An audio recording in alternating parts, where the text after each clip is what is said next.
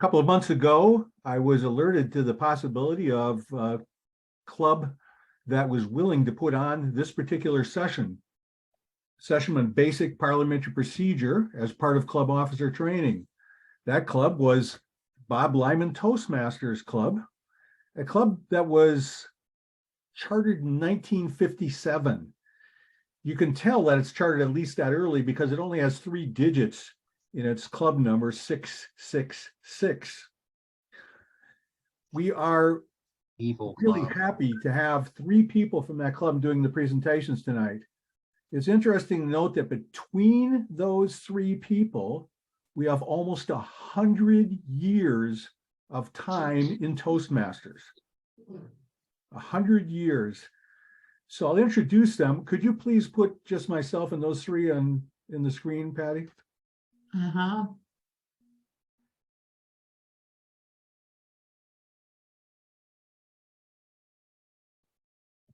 Well, as long as you're up here first, Dennis, I'll introduce you. Go ahead.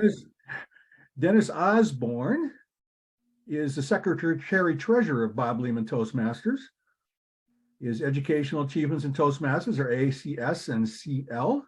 He started with Toastmasters in 2010 at the beginning of the year. He's had 13 years in Toastmasters, making him the shortest term of all the people that are participating here in this session of 3. Next person I'd like to, and that is Dennis Osborne. Next person I'd like to introduce is Marlene Purdy, who I think I first met a few years ago when she was on the district leadership committee and apparently decided it was okay for me to be nominated for some position with the rest of her team, of course. She's a DTM. She started in Toastmasters in October 1st of 1988. That's about 34 years in, and is the club VPE. Keith Hood, also down there, at least on my screen on the lower left, he was a past district governor. He's a DTM, of course, but past district governor from 1988 to 1989. He started Toastmasters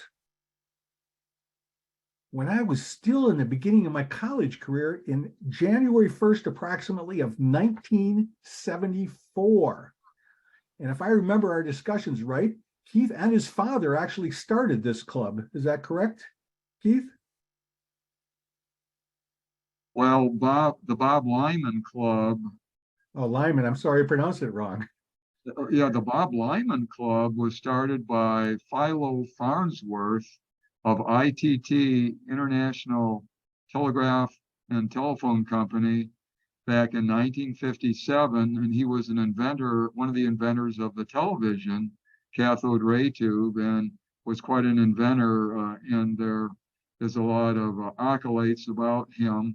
And then over the years, like ITT became the Summit City Toastmasters Club, and then eventually the club decided to call it the Bob Lyman Toastmasters Club because Bob Lyman was a professional parliamentarian and was the executive director of the American Institute of Parliamentarians, which I was a charter member of when he started the club in Fort Wayne back in might have been the 80s. And then there were many other people. So Fort Wayne has quite a history of parliamentarians because of Bob Lyman. And of course, we have Dennis Osborne and Marlene Purdy that have had a lot of interaction with other parliamentary procedures that have been taught through Bob Lyman and others. And just to continue, he started in 1974. It's approximately 49 years in Toastmasters. He will actually be starting this presentation today, so put your hands together, even though it's only virtual, and let's welcome this team of 3 to tell us about basic parliamentary procedures. Well, thank you very much for that introduction. We appreciate all of you listening, and Marlene Purdy and Dennis Osborne and myself, Keith Hood. In our Toastmasters Club, we have parliamentary education every meeting because we always have business meetings and interaction and correct each other when it's necessary. And so we are happy to do this presentation. We may go ahead now and look at the first slide that we have of a group of PDF slides that we have once it can be brought up. It's called Basic Parliamentary Procedure. And we'd like to give credit, in addition to Marlene Purdy, Dennis Osborne, and myself. This presentation was actually originated by Nancy Ford, who's a distinguished Toastmaster and district parliamentarian in the Florida area. And we appreciate her making some of this information available to us because it saved us a lot of work. So as we look at the next slide, we see that, and Dennis is going to be covering agendas and the order of procedure, but basic procedures that we have in parliamentary procedure that are very important to us are to understand the need for following parliamentary procedure to save time, be more efficient, have orderly business, keep the majority able to progress and the minority to be heard. We appreciate the principles of parliamentary procedure, Robert's Rules of Order, which we might hear more about that from Marlene and Dennis. There's various editions of that out. Robert's Rules of Order, newly revised and getting the latest edition, might include some online information. Some of the older editions is more face-to-face communication. But Toastmasters International recognizes Robert's Rules of Order, newly revised, as the primary order of business unless a club or a organization decides to use something different. We prepare the order of business by having an agenda, and Dennis will be covering that, and we recognize various types of motions, and Marlene will be covering that, and we learn to make and amend motions, and Marlene will be covering that, and how to second the motion is something that Marlene and Dennis will also be discussing. These are all typical things that we think about. So we can now go to the next slide. To give every member a chance to be heard is one of the main goals of parliamentary procedure. If someone wants to be heard, they certainly can by following the proper parliamentary protocol. We promote the cooperation and harmony of meetings, and we want to prevent confusion when discussing group business. So that's why these procedures are in order. And by studying these rules further, you can become a professional or a registered parliamentarian in different groups such as the National Association of Parliamentarians. And then one that I used to be affiliated with was the American Institute of Parliamentarians. And that's the one that Bob Lyman, a longtime Fort Wayne Toastmaster, who was a Kent State University All-American wrestler in his younger years, came to Fort Wayne, became an active coach in the Huntington, Indiana area, and then in Fort Wayne, got involved in Fort Wayne Community Schools and had a hobby of using parliamentary procedure and teaching people, and that's how I became acquainted with it, and that's the name of our club. We also had people like Floyd Swathwood, who was an international director from Fort Wayne, who was very versatile in parliamentary procedure and was a member of the American Institute of Parliamentarians. Richard Crick.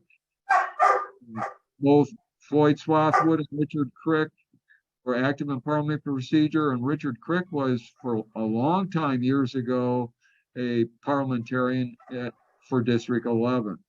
We also have Dave Wilkins, who was mentioned, and a DTM, and his wife, Bernice, each of them involved in parliament procedure, and Dave Wilkins for a number of years was a parliamentarian for District 11. We also have people like Gil Smith, Sr., who was a parliamentarian and an international director from the Indianapolis area. We had Lowell Spalding, who was active as a parliamentarian and a past district governor, it was called, and was very active in parliamentary procedure as well from the South Bend area. So just to give you a little bit of that, as I was going through Toastmasters, I had lots of mentors and people to remind me of what is correct for parliamentary procedure. And now I have Dennis and Marlene to carry on with that mission. So we want to ensure productive meetings that facilitate the transaction of business and keep the meeting moving. So now we can go to the next slide. And there's 5 basic principles that are very good to keep in mind when we're having order of business and following proper parliamentary procedure protocol. Treat all members with justice and courtesy. Discuss one topic, which usually means one motion at a time. No member should speak until recognized by the chair. We'll have Marlene and Dennis speak on those kinds of possibilities. Sometimes we can just speak out without being recognized by the chair, for example. Allow full and free discussion of each idea presented, but the person who makes the motion has the right to discuss it first. And carry out the will of majority and respect the rights of the minority. So now as we go to the next slide, we might just mention that this is some suggested etiquette of protocol that can be used. It isn't mandated by Robert's Rules of Order or anyone, but it's good to give a tap of the gavel to start a meeting, to call it to order when it's time. It's good to give it a tap, the gavel, when you adjourn the meeting.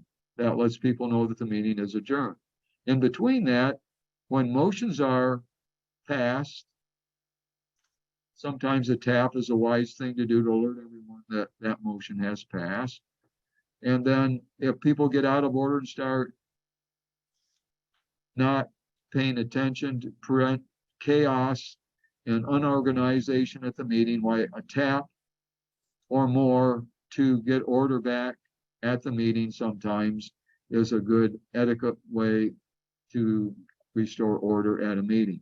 So we can now go to the next slide. And now it's time for Dennis Osborne to do this part of the presentation. Dennis? Thank you, Keith. I would like first to actually move away from this, but please keep this slide on the screen, to the wonderful world of YouTube. YouTube is not just cat videos for everybody to enjoy. If you do a search on YouTube for Robert's Rules of Order, there is a lot of short instructive videos that you can use about Robert's Rules of Orders. But there is also something else. There is a channel called Speakers and Leaders. Speakers and Leaders was a television show that was produced by Dave Wilkins at the Allen County Public Library and put out on cable. I have about 4.5 years worth of these television shows up on YouTube that can be watched at any time. So usually it was a half an hour of speeches for Toastmasters, and then a half hour of parliamentarianism for basically the parliamentarians, Robert's Rules of Orders. But in the first few years while I was there, Dave Wilkins had a co-host by the name of Bill Cartwright. And Bill was on the city council of Warren, Indiana. And he liked to tell the story of why agendas are important. Bill says that he went to a conference with other city leaders from around the country, And one of them complained that, oh, our meetings go on for hours and hours and lurching from subject to subject. And Bill asked the person if they used an agenda. Bill said that his city's meetings lasted only about 30 to 45 minutes because the agenda instructed people what they were going to do and what they were going to cover, and cut down way down on the nonsense and things that being repeated. Can you please move to the next slide? Thank you, Patty.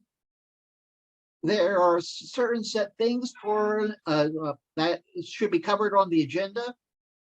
Call the order, the roll call. The roll call is important to determine if there is a quorum, which is according to the Toastmasters Constitution suggested is half the active members constitute a quorum for meeting. During the business meeting, the minutes are read, which is the minutes of the previous session, read by the secretary. And these are meetings that cover what was done, not necessarily who said what and about what, when. At the end of that, the chair of the meeting basically asks if there are additions or corrections. And it's not additions because additions are corrections. Additions are corrections. Then comes the treasurer's report and the just general finance of the club. And the report is filed for audit, which means sometime later on, the finances may be audited by an outside company.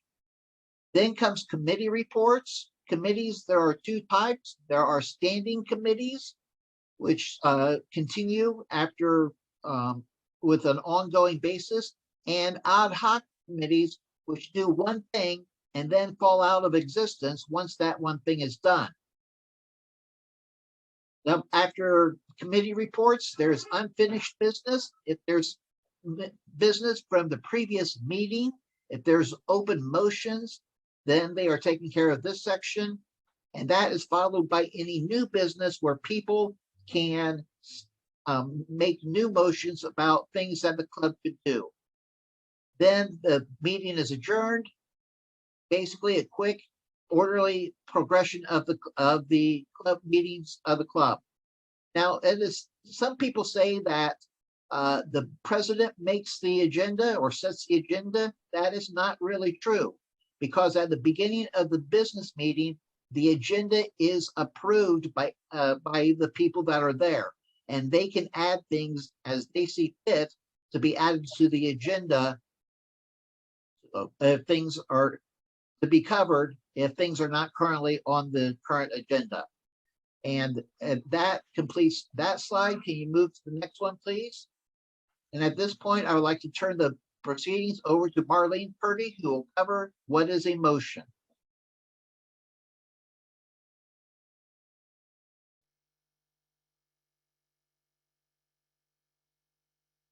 I just unmuted myself, and welcome everybody. Motions are my fun thing to do. And a motion is a structured way to bring an idea, a proposal, or a plan before the group. Now, a lot of times clubs will get discussing things without a motion on the floor. That's a no-no. It needs to be formally introduced before anything happens. And let's have the next slide, and we'll talk about what are some commonly used motions. The main motion, which is the one that I'm going to be talking about most, and a motion to amend, I'm going to be talking about that.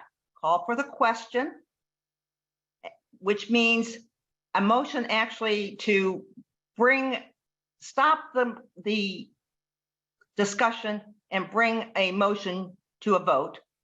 Refer to a committee, lay on the table, withdraw a motion, rise to a point of order, rise to request information, call for division of the House, or adjourn. These are all commonly used motions. Next slide. So many motions. Which do I do first? Well, there is an actual chart that explains what the order of business, what motions come before what other motions. And there are certain ones you can do when something else is happening, and there are certain ones that you cannot do. So it's all spelled out which motions you can do. Next slide. There are classes of motions: privileged motions, subsidiary motions, and those both relate to a main motion, and then incidental motions, which are different because they do not relate to the main motion on the floor, and in most cases, they don't even require a second, or they don't take a vote. They are just things that come up. So let's talk about the point of order, which is, that's the next slide. Point of order, which is privileged, but that is not quite correct. Point of order is actually an incidental motion because it does not take a second. It can interrupt, as it says, no second needed, can interrupt another speaker, not debatable or amendable, and the chair makes the ruling. In other words, Mr. Chair, and I'm going to be bringing this up in a sample. Mr. Chair, I rise to a point of order. Chair says, state your point, and then the chair decides whether the point of order is taken or not taken. Now, there is another motion that's and that is call for the order of the day, which is a privileged motion. So they're very closely related. Request for information to get personal clarification of an issue, and I'm going to be mentioning that in a little bit. I'm going to give an example of an incidental motion to get information or clarification from the chair that is pertinent to the motion or debate on the floor. And I've got a little scenario here we're going to do in a little bit. And then main motions. Next slide. Main motions. A member who wants the group to do something makes a motion. They must either rise or raise their hand to be recognized by the chair. And once recognized, the person will say, I move that, or I move to. Now, you notice the person doesn't say, I make a motion. That is not the proper terminology. I move that, and I'm going to show an example of that. Next slide. Main motions. The motion moves forward when another member seconds the motion. Now, the person doesn't have to be recognized to second a motion. All they have to do is shout out, I second it. The main purpose is to make sure that more than one person is interested in the topic or wants to act on it or do something with it. So, and there is also an implied second. Say somebody makes a motion and immediately somebody rather than waiting for somebody to say, I second, they start talking about the motion. That is an implied second that shows that somebody else is interested in the topic. And you can second a motion even though you don't necessarily agree with it, just to get it on the floor to get it discussed. Once the motion is made, next, we got it, okay. No, I guess I got ahead of myself. Once the motion is made and seconded, the chair restates the motion. It has been moved and seconded that blah, blah, blah, blah, blah, blah. Is there any discussion? At that point, the discussion starts. And this is, I know you've been in meetings where they've said, after they start the discussion, the chair will say, I want to withdraw that motion. Once the chair or the member who made the motion wants to withdraw the motion, once the motion has been stated by the chair, it no longer belongs to the person who made the motion. It now belongs to the group. And so they cannot withdraw the motion because it doesn't belong to them anymore. So that's just a little bit of information about motions. Okay. Rules of discussion. This slide says chair cannot enter debate. That is partially true. When they're the chair, they cannot enter the debate. If the chair really wants to enter the debate, they have to give up the chair, the serving as chair at that point, and they cannot get back the gavel until after the motion has completely been handled. So if the chair feels very strongly about an issue, they can speak, but they have to turn the gavel over to somebody else, and they cannot come back as chair until after the motion has been completely taken care of. Whoever proposes the motion has the right to speak, and then as much as possible, they alternate between the pros and the cons. That's not always possible, but as much as possible. Another point that is very, very necessary is that the debate has to be pertinent to the motion. They can't bring other stuff in to discuss it that's not related to that particular motion. And if somebody wants to stop or limit debate, that requires a 2/3 vote. So they would have to, and that falls under the category of, let me see.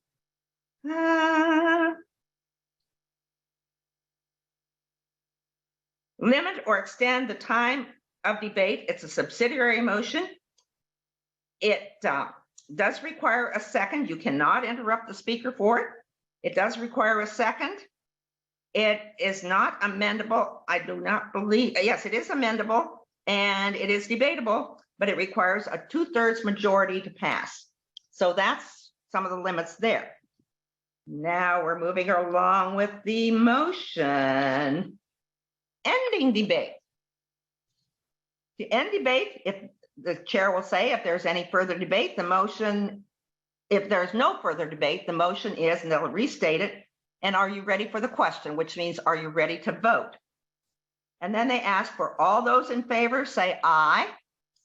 Those opposed say no. And I have to laugh here because how many of you have heard the chair say, all those in favor say aye, all those opposed, same sign? Have you ever heard that? I know I've heard it a lot of times. Well, that means the ayes have it no matter what. So that is not appropriate. All those opposed say no.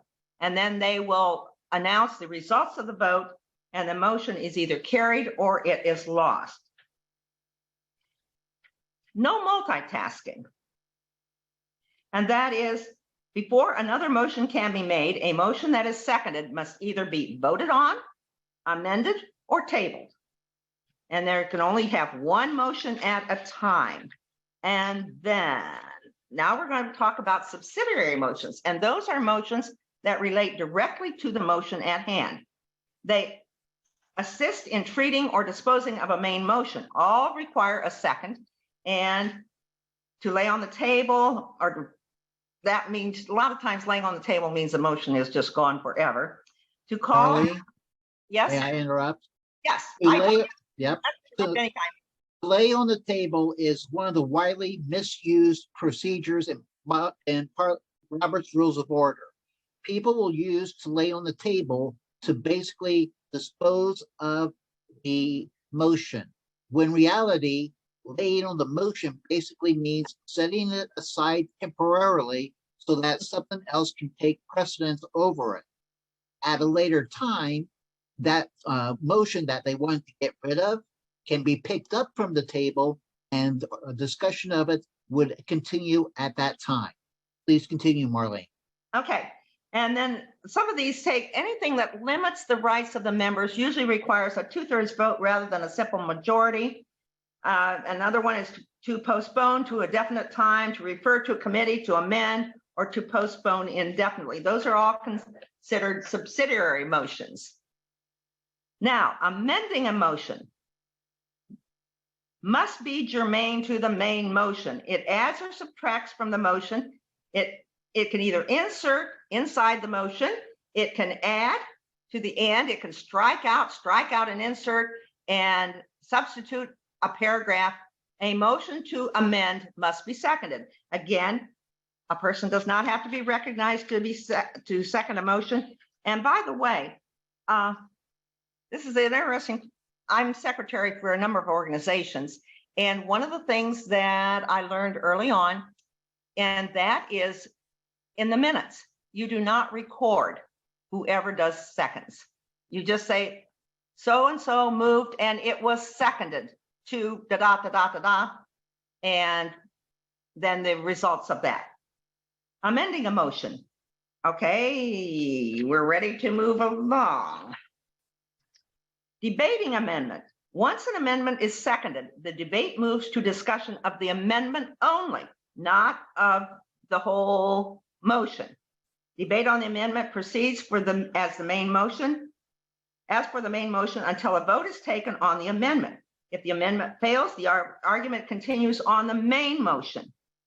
And there are two kinds of amendments. There's a primary and a secondary, and I'm going to demonstrate that in a few minutes. And that's all the amendments you can have on a given motion at a given time.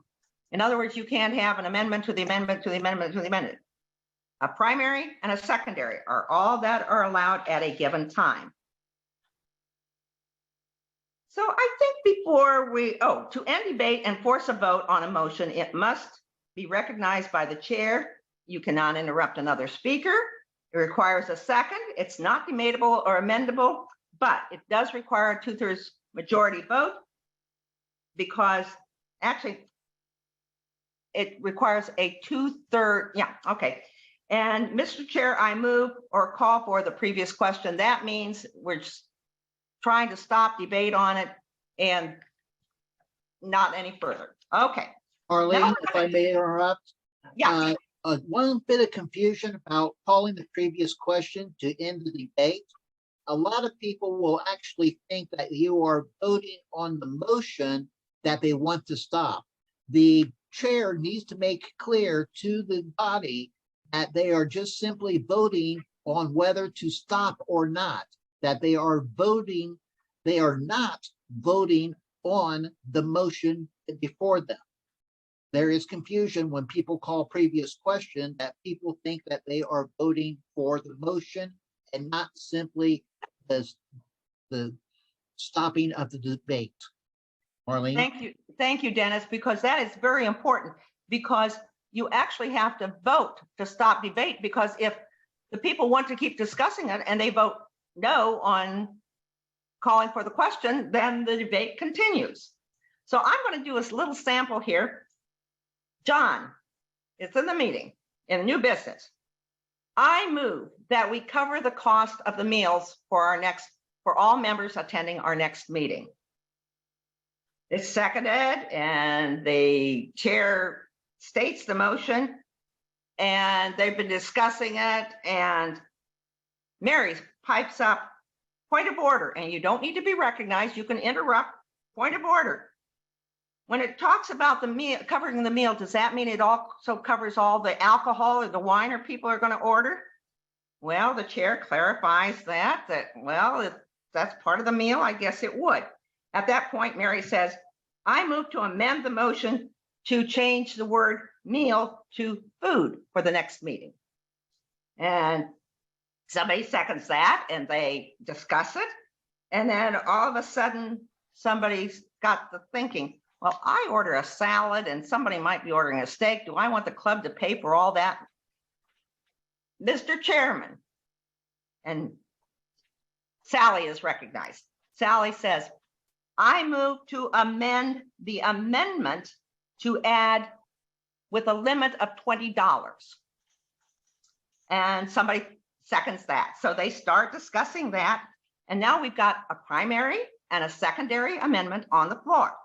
And finally, they kind of run out of steam on it. And the chair said, are we ready to vote on the secondary amendment? And everybody seems to be ready. So all those in favor say aye, and the ayes have it. All those opposed say no, and nobody votes no. So we are now voting on the primary amendment, which is to change the word meal to food with a limit of $20. And so the discussion, it just goes on for a little bit of that. And they finally run out of steam. And the chair says, are we ready to vote? And they are, and they vote. All those in favor say aye. Those opposed say no. The amendment carries. So we are back to the original motion now. The original motion is that we pay for, and it would have to be written down because I can't remember exactly what I said, but that for the next meeting, the club will pay for the food for the club members in an amount not to exceed $20.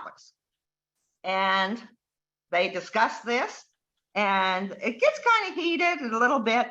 And somebody pops up and said, the privileged motion, and says, it's awfully warm in here. Could somebody please open a window? That's a privileged motion that can go on at any time. And then they finally get down to voting on it. And all those in favor say aye. They have the ayes. All those opposed say no, no. And somebody says, wait a minute, I call for a division of the House. And that's another motion. And so at that point, the chair appoints some tellers and said, all those in favor, please rise, and ask those to sit down. All those opposed now rise, and they count the votes, and it's all over.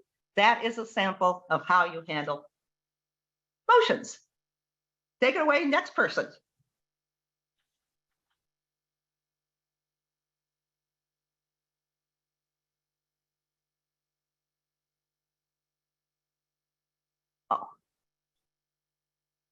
We can now go to the next slide.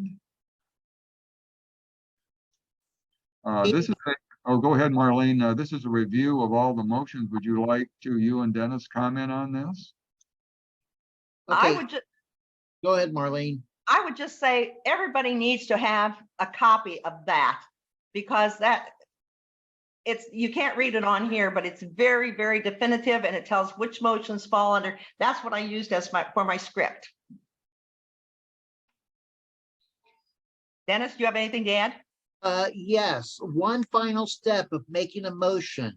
After the vote has been taken, all in favor says yes, all in favor, all in opposed say no. The chair needs to restate the motion and state that it either succeeded or it failed. The chair needs to state the result of the test, the vote. And that was not really clear in the slides. And that's basically what I needed. Keith, you can take over. Okay, very good comments. Yes, I think that practice makes progress. And so that was a good session to see how time and amendments and the orderliness of the procedure gets the decision finally made. There are ways to go faster and slower, but that is parliamentary procedure. We can now go to the next slide.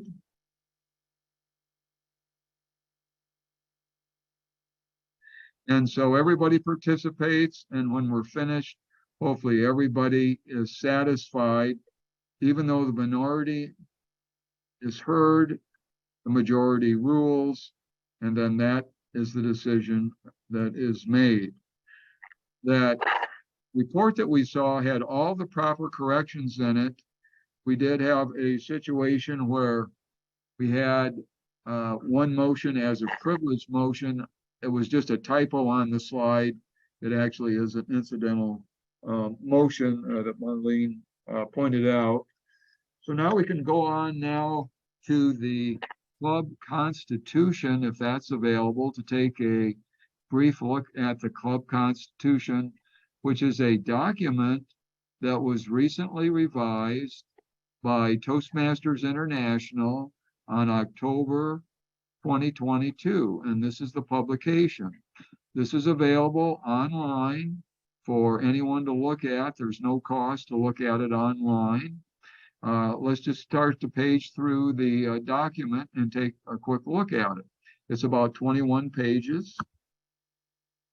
So this is basically a guide to help any Toastmasters club, particularly the officers, know their responsibilities are listed in here. The TI mission statement is in here. Membership, there's an index at the front. And as we go through the document page by page, we can just kind of keep going to the next page. We see that there's some detail about all the officers' duties are in here.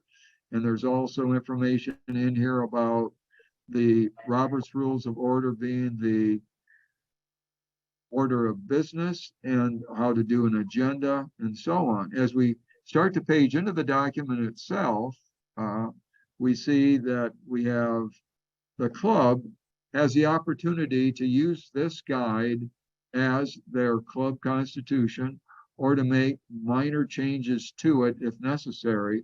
And as Dennis said, a quorum for doing business at any club normally is a majority of all the active members. So inactive members might be members that aren't coming regularly to meetings. They might be someone who hasn't paid his or her dues, but all the active members would generally be the ones that have come to recent meetings, maybe have only missed one meeting in the last 3 meetings, or you might have another requirement of that sort. So supposing your club has 20 members, which is the charter strength of a club, and you're holding business at your club meeting, you would want to have 11 members, a majority, 11 members be in favor of a motion, ideally. A majority means it's more than half at any business. If you have 10 active members out of 20 in your club, 10 inactive and 10 active members, then your majority would be 6 members, which would always be one more than half is considered a majority. So you can adopt these rules as your club constitution, and you can make amendments to them or make changes. But it's best to follow these because this is what Toastmasters International recommends that we do. And if there are ever any issues where your club is doing something that doesn't follow Toastmasters International's guidelines, it might be an issue of conflict that might cause some problem that would be good to avoid. So we can go to the next page. And as we page through this, it's not necessary to necessarily read it, but we have in here the actual wordage of the purpose of Toastmasters, the responsibilities of the various officers. And then when we become a member, we're either active or inactive. A member, we pay our dues. We pay our TI dues, plus we may pay club dues. And as we page through this document, you'll see that it will help answer most questions that you might have about what's a quorum. It's one more than half of the active members of the club, and the active members are defined as the members that are attending meetings normally. We can now move on to the next page that we have and see that as we page through this, we see that there's duties of the officers listed here for the president, the VP of education, the VP of membership, the VP of public relations, the secretary, the treasurer, and the sergeant at arms. And generally, if you have any other extra officers beyond these, Toastmasters International may not recognize them for credit for holding an office, but you can have extra officers if you want, but most clubs have enough trouble just filling the officers that are expected. And it is possible to have one person hold more than one office in some cases, but it's not encouraged. So as we page through the document, you'll see that it covers committees. There's the educational committee. There is the membership committee. There is the executive committee. We also have an area council meeting, which would be a part of the area director to have the club presidents and VP of educations, and perhaps even the VP of memberships or any club officers that want to attend any area meetings to get together for either contests, other events, or regular meetings to keep the area strong and influenced in Toastmasters principles. So that pretty well takes care of this document. So we can go ahead and move on now with the time that we have left and take a brief look at the, if we can, Patty, the Toastmasters International governing documents might be a good one to go to, just to show everyone what that looks like. Toastmasters International, you can go to a search engine or you can go to the TI site, and it's under resources, and sometimes under the club leadership. If we log in, it starts out with a glossary of governing documents. So it defines what an active member is. It's alphabetical, and goes through what an annual business meeting is at Toastmasters International. Talks about the district council meetings. So notice on the right-hand side, right in this position, that there was a place to go right to the club constitution. So that's right there. It's about the fourth or fifth one down. Club Constitution for clubs, Toastmasters International. That's the document that we just looked at. It's a booklet separate online, and you can purchase it, or you can come to this governing documents, and it's in here along with many other documents. We have information in here about Toastmasters International and all of their meeting bylaws, and district administrative bylaws are in here. So if we page down through here, there are multiple pages in here.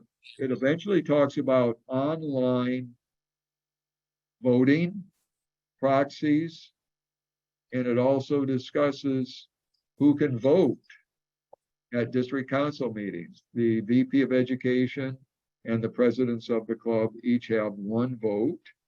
And if it's a face-to-face meeting, why then they can attend the meeting and each get their vote, or they can proxy their votes to another club member of the club, or to either officer can carry the two votes without proxies. But if it's an online meeting, currently Toastmasters International, if it's an online district council meeting like we've been having, virtual meeting where we vote online, we would not normally be allowed to have proxies, because currently Toastmasters International has decided that if it's an online meeting, there should be enough VP of Education and presidents of clubs register to vote and attend the district council meeting virtually online and vote to get a quorum without having proxies. So it just has to be the decision that TI is enforcing at this particular time. So there is a procedure where so many days in advance, we need to be advised that there is going to be a district council meeting. The district director takes care of that with his or her staff. And also there has to be voting, online voting done at the meeting that will allow the election of new district officers. Keith, Shelley Rhodes, I think, has a question. Yes. Oh, I'm sorry. The only question I had, and maybe you've already covered this, was, are you going to share this presentation with us so that we can share it with our clubs? I believe it's being recorded so that you can have this video and audio available to look at. I think I just meant the PowerPoint presentation, the paper part of it. Yes, the PowerPoint will be available as well for you to look at. Yes. Oh, wonderful. Okay, thank you so much. You're welcome. And now the next thing that we might look at, just very briefly, and then we'll open it up to more questions, is the district procedures, the district council meeting procedures. If we could just show that document just briefly so they can see that. Thank you, Patty. This is a roughly 1.5 page document that was put together, I believe, by Gene Wolfe. And it has District 11 Toastmaster meeting procedures. It talks about the beginning of the meeting and voting and credentials being presented, and a parliamentarian in attendance at the meeting, and then all the different officers reporting, and then having votes online or face-to-face. Currently, we're doing online procedures. And then the timing of the meeting to maybe limit debate and follow Robert's Rules of Order. So that's all in here, and this is available for anyone to have as well. I think that completes all the necessary information except the credentials report. If we could take a brief look at that next, we can look at that, and then we'll open it up to questions. The credentials report, generally, this information is shown at the District 11 business meeting to show that we have so many clubs eligible for voting in our district. And then we usually multiply by 2. We multiply by 2 to get the eligible club presidents and VP of educations. And so, for example, if we have 150 clubs in our district, there'd be 300 possible club presidents and VP of education votes. And then a quorum would be 1/3 of that. And 1/3 of that would be 100. And so we would not want to get 100 of them registered to vote so that we would have a quorum for our business meeting. If we don't get a quorum, then emailing or contacting by mail would be 2 options. All the different club presidents and VP of educations in the district, and have them all respond with enough positive votes to verify that all the business transacted without a quorum would be a quorum. And that's kind of an expensive thing to do with time and money, resources. So we take the number of clubs in the district, multiply by 2, get the number of eligible club votes, then take 1/3 of that to get the quorum. We add in the District 11 officers, who would be the district director, the program quality director. We also have other eligible voters, like all the district director, area directors, and we have the division directors, and each of them has 1 vote. So the most votes any person can carry is 3 votes. That would be 2 club votes and 1 district vote. And that would be in the case of maybe a district director being the president of 2 different clubs, and being a District 11 officer would carry 3 votes. If you were a VP of education or a president in 1 club, and then a district officer, you'd have 2 votes. So you can either have 3 or 2 votes if you're a district officer, or you might only have 1 vote if you're not a club officer. A club officer can only carry 1 vote when we vote online. The president and VP of education both have to be in attendance, is the way it's being done currently. But if we vote face to face, well, then you can carry up to 2 votes. A person from a club can. So we add up all the votes from the district votes, and usually there's around 20 some district votes, 20 to 25 or so votes, with all the district area representatives, the program quality manager, the district director, the district secretary, and so forth. Now, the names could change a little bit with whatever protocol we have, but we establish our quorum from just the club officers.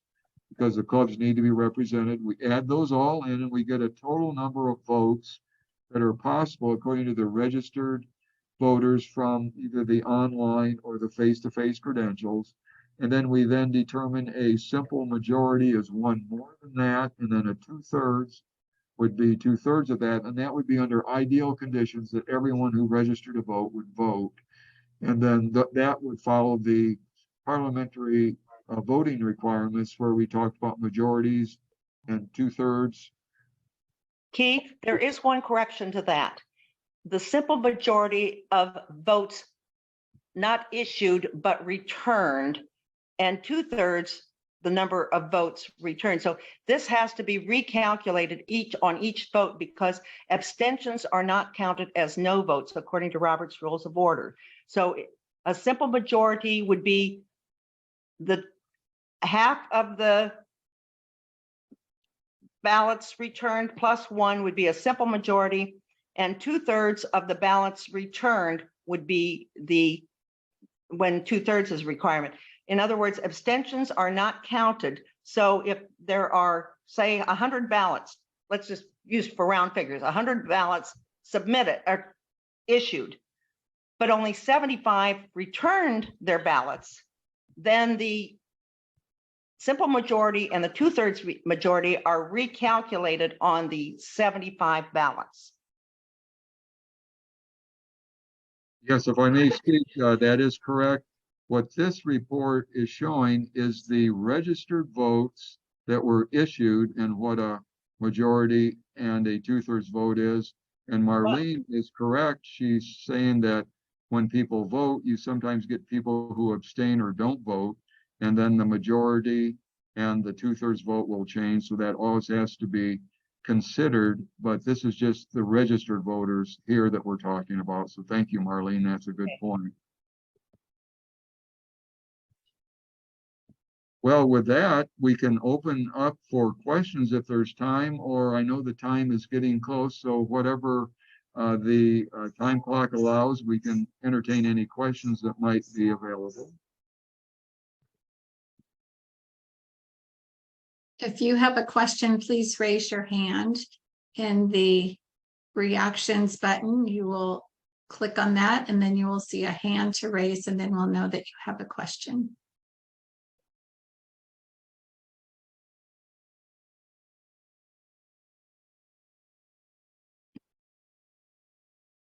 Well, hearing none, we are just about to the time that we are ready to adjourn. We have about 3 minutes. We don't have to use it all, so I give those back to you. I would first of all like us to show our appreciation for the presenters today. Please help me clap for them.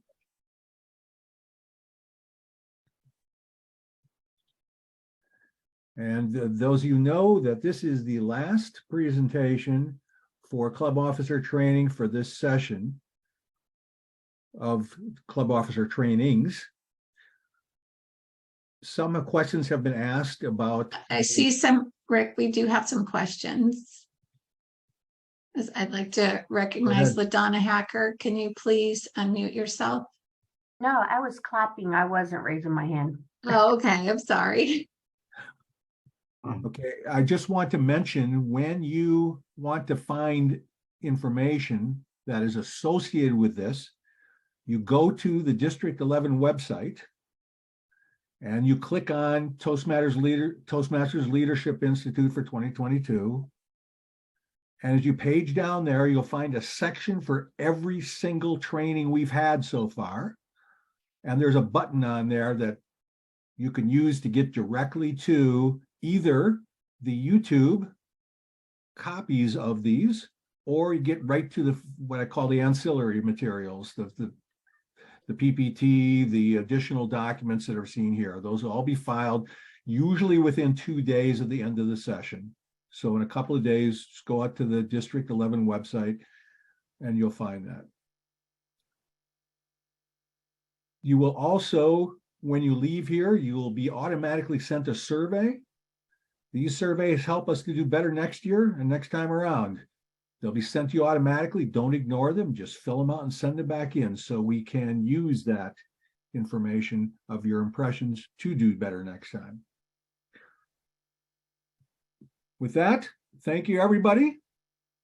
And I hope that you have a good Lenten season if you're Christian, and I hope you just have a good week if you're not.